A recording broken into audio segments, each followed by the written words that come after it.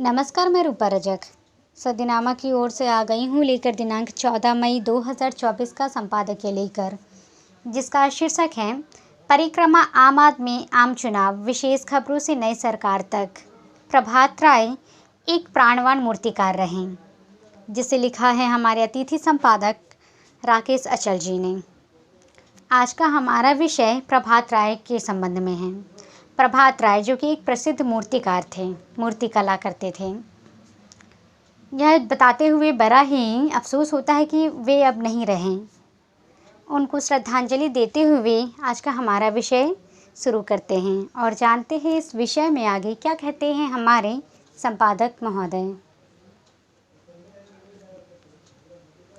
प्रख्यात मूर्तिकार प्रभात राय नहीं रहे, ये खबर अविश्वसनीय सी है, लेकिन विश्वास करना पड़ रहा। प्रभात राय ने ग्वालियर को उसी तरह पहचान दिलाई थी जैसे उस्ताद अमजद अली खान ने, माधवराव दित्या सिंधिया ने, मुकुट बिहारी सरोज ने, अटल बिहारी वाजपेयी ने।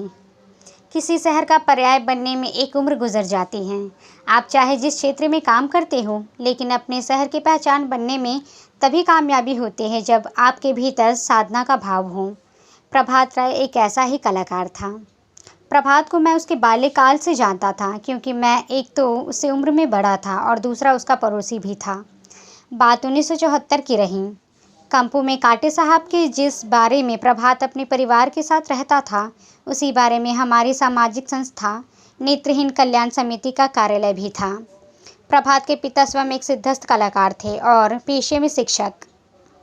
प्रभात अपने बड़े भाई प्रशांत की तरह स्वभाव में शांत न होकर चंचल, रोज कुछ न कुछ गड़बड़ करता और पिता की डांट खाता। इसी बारे में उसने मूर्ति कला का ककहरा सीखा। उसके पिता और अग्रज ही उसके उस्ताद थे। उस्ताद से पिटना, प्यार पाना सबको नसीब नहीं होता, लेकिन प्रभात को हुआ। ये वो ज़माना था जब राय परिवार के पास अपना कोई वर्कशॉप नहीं था। काटे साहब के बाड़े में ही इस परिवार ने मिलजुल कर शायद महाराणा प्रताप के अश्वरोही विशाल प्रतिमा तैयार की थी। हम सब उसे कौतूहल से देखते थे। बड़ा ही श्रम साध्य काम था मूर्ति बनाना। पहले मिट्टी से मिनिएचर बनाया जाता था और बाद में फिर उसे विभिन्न प्रक्रियाओं से होते हुए मूर्ति का आकार दिया जाता था। प्रभात पहले पहल मूर्ति कला को गंभीर न लेता, लेकिन बाद में उनकी रुचि धीरे धीरे बढ़ती गई और वे लगातार तेजी से आगे बढ़ा। अपने अग्रज को भी उसने पीछे की छोड़ दिया, लेकिन पिता के सपने को पूरा किया। प्रभात और प्रशांत की जोड़ी अनूठी थी। मिलजुल कर खाना पीना, हंसी मजाक, परिवार का संचालन और मूर्ति निर्माण दोनों को भी कभी अलग करके नहीं देखा जा सकता। काटे साहब के तंगबारे से निकलकर प्रशांत और उसके परिवार में अनेक ठिकाने बदले, लेकिन अपनी पहचान को अक्षुण्ण रखा। पहले कम सफलता मिली, फिर काम आगे बढ़ा। उसने कभी धार्मिक लक्ष्य के लिए मूर्ति बनाई तो कभी राजनीतिक प्रयोजन के लिए। राजनेता, धार्मिक नेता, अब से उसका तादात्म्य बैठता गया। स्थानीय शासन से लेकर राज्य शासन तक ही नहीं, बल्कि केंद्र सरकार में भी उसकी पैठ गई। स्वर्गीय माधवराव सिंधिया हो या कैलाश विजयवर्गीय या ज्योतिरादित्य सिंधिया या नरेंद्र सिंह तोमर या पूर्व मुख्यमंत्री शिवराज सिंह चौहान, सब प्रभात की मूर्ति कला के मुरीद थे। बहुत कम समय में प्रशांत ने यश और धन कमाया, खर्च भी किया। मोती झील पर आधुनिक वर्कशॉप बनाया, जो अपने आप में एक संस्थान की तरह जाना पहचाना हो गया।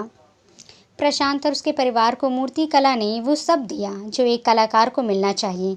धन, दौलत, मान, सम्मान, यश, कीर्ति सब उसके हिस्से में आई। उसे विनम्र बने रहने में कभी संकोच नहीं हुआ। मेरी बड़ी बेटी की शादी में भी प्रभात ने बढ़ चढ़कर हिस्सा लिया।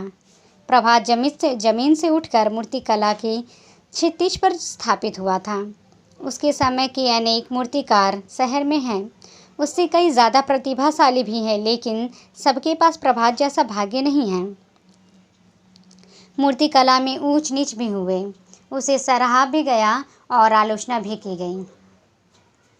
विवाद भी आए, लेकिन प्रभात सबका सामना करते हुए आगे बढ़े। किसी की परवाह नहीं की उसने।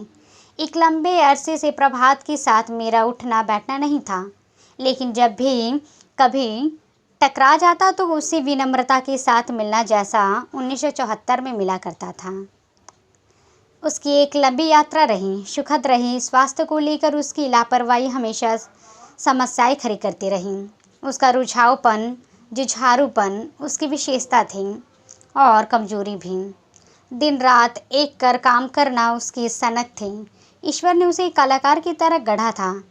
पनीले आंखें, लंबे घुंघराले बाल और अधरों पर सदैव एक स्निग्ध मुस्कान उसकी पहचान थी। प्रभात धर्मप्रिय था लेकिन प्रगतिशील भी था। उसका 61 वर्ष की वय में जान जाना खल गया। अभी उसे अपना सर्वश्रेष्ठ देना था। वो थका नहीं था, लेकिन प्रकृति उसे शायद अवकाश पर भेजना चाहती थी। एक कलाकार के रूप में, एक भले मानस के रूप में प्रभात की कमी दशकों तक ग्वालियर को खलेगी। प्रभात की आत्म शांति के लिए ईश्वर से प्रार्थना करता हूँ। उसके परिवार के प्रति मेरी संवेदनाएं हैं। तो ये था दोस्तों हमारा आज का संपादकीय। कल फिर लौटेंगे एक नए विषय, एक नए संपादकीय के साथ। तब तक के लिए नमस्कार।